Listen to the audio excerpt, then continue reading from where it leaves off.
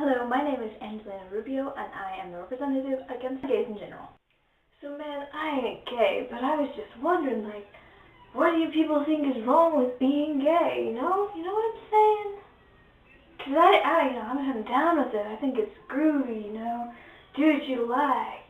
Teenagers are gathering tonight for a Christian rally in San Francisco. Battle Cry's mission is to empower America's youth to fight the culture wars and take back their generation. And some of them are met today by scores of protesters telling them to go home.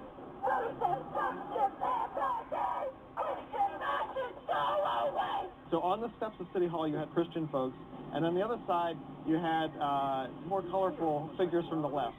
This is Sister Mary Timothy, a member of the Benevolent Order of the Sisters of Perpetual Indulgence.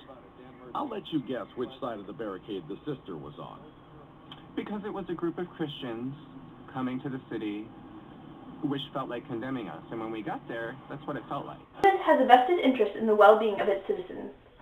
Homosexuality carries enormous physical and mental health risks, even when the government promotes sexual unions. The journal AIDS reported that in the Netherlands, where gay marriage has been legal since 2001, HIV and other diseases are soaring among homosexual men. The study notes that partnered homosexuals have outside lovers and are contracting the AIDS virus at alarming rates. Should the government legislate on morality?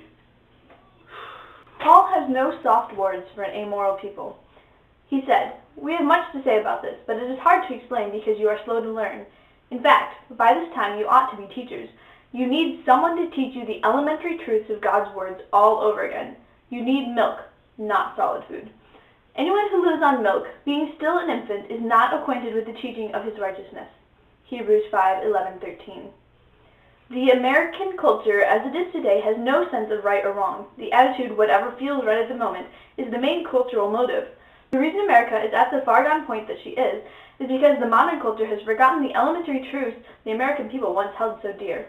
The American people are moral babies and need someone to spoon-feed morality to them. Since God is not an option in their minds, the government is what has to take on that role. So who's responsible for our moral boundaries? Because I always believed it was like our inner self. Alexis de Tocqueville once wisely stated, "America is great because she is good. And if America ever ceases to be good, America will cease to be great." Several hundred years ago, when the laws of the American people were made up, they were made for a moral, Christian people. Those people were not perfect by any means, but some of the horrors of today's society were completely unthinkable. Something like, say, gay marriage. The issue of gay marriage has not existed until this postmodern day and age, when anything seems to fly.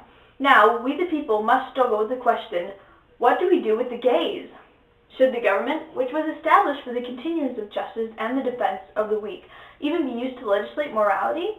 Should this matter of law be left to federal or state government, or is it the responsibility of the individual? Who gets to decide what's moral? So, man, should the government legislate it, all over the country, man? Are you saying that the state should legislate it, or should it be up to the individual?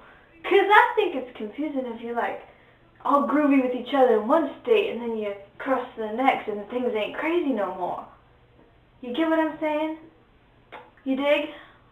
This is one point on which I agree with the majority of gay and lesbian couples. It is annoying and confusing to have the states in which the gay couple is married, and as soon as they cross the border, they are unmarried.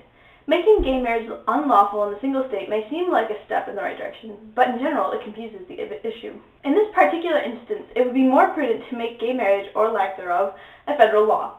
No more waffling between states. Certainly individual people will, at Judgment Day, be held responsible for their own choices and sins regarding gay marriage, but at this point, a federal law would help prevent that sin tainting other aspects of the familial relation. The laws governing marriage nationwide are a complicated state-by-state patchwork with little or no interstate recognition. The recent ruling in California legalizes the same-sex marriage adds another layer of complexity to the legal landscape, says Suarez. The case in California just proved how unstable it is to leave the determination of marriage in the hands of state government. America needs to decide whether it is going to sink or swim. No more floating. So, what are you saying is the root of this problem? To outlaw gay marriage only cuts off the head of the problem. It doesn't get at the root. Even if they can't get married, gays and lesbians can still practice their sin. The only way to get rid of the sin is to change the people. and the way to start is with acceptance. How can you say to your brother, "Let me take the speck out of your eye," when all the time there is a plank in your own? Matthew 7:4. When I was in high school, there was this boy named Roger, and he was outed, a gay kid, and his homosexual orientation became known. West Philadelphia High was a huge and tough inner-city school. You can imagine what we did to this kid some 50 years ago when ignorance prevailed on this issue. We humiliated this kid at every turn. On Fridays, after phys ed, when all the other kids would go into the shower, Roger wouldn't go in with us. He was afraid to. When he took his turn, we waited for him with our wet towels, and when he came out, we would whip them and sting his little body. I wasn't there the day that they took Roger and dragged him into that shower room and shoved him into the corner. And while he yelled and screamed for mercy, 5 guys urinated all over him. I wasn't there when that happened. He went home. He went to bed at about 10 o'clock. They say it was about 2 o'clock in the morning. Roger went down to the basement of his house and he hung himself. And I knew I wasn't a Christian. Because if I was a Christian, I would have been Roger's friend. You don't have to legitimate somebody's lifestyle in order to love that person, to be brother or sister to that person, and to stand up for that person. If we love somebody, we go out of our way to learn the best of who they are. One of us threw out, I remember who it was, the idea, well, we should do a confession booth. We won't ask them to confess to us, we'll confess to them. We rented a space at Portland's waterfront park. There we would invite people, probably mostly gay people, into the confessional booth to hear my confession. Have you heard, so you've experienced personally what I'm talking about? Sure, I'm going to burn in hell for all eternity, is what I've been told, so. I gotta tell you, I was completely surprised by 2 things.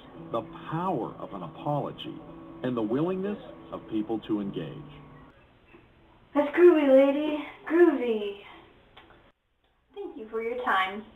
Yeah. Crazy.